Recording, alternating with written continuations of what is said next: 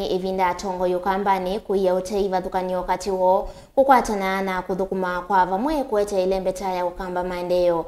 Nikyo kitina cha uneeni wa Ndongoi sya ikanisa na Ndongoi sya kiuteti kuma ilembetani ya Ukamba ila syavika kyathini cha Vamwe cha mboya kila kyaendeeya musyini wa malili kauntini ya Makueni vala waniko kati wa Ndongoi sya Ukamba wawetekana atacho kitina kinene cha kutilwa itina kwa ilembeta yiki maendeeyo. Umbani tuniweke mulinge. Ivingu uneeni Ndongoi ya chama cha Wiper na kitu ngwatanio ya Azimio oka Stephen Kalonzo musyokani wa wete melati la Ukambani taende kwikusia kwa kilungu kinene.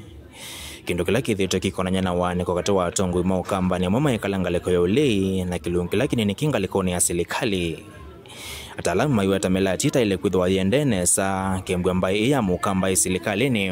Look at it. Kibaki endaiki tukaanzisha jiwe la msingi hapa Konza City, African Savannah, Silicon Savannah. People are dragging their feet, and this is restoring Bishop Masika, capital of Ukamba Masaku. It is going to come back through Konza City, and Konza City will prosper because you are going to get water from Thwake.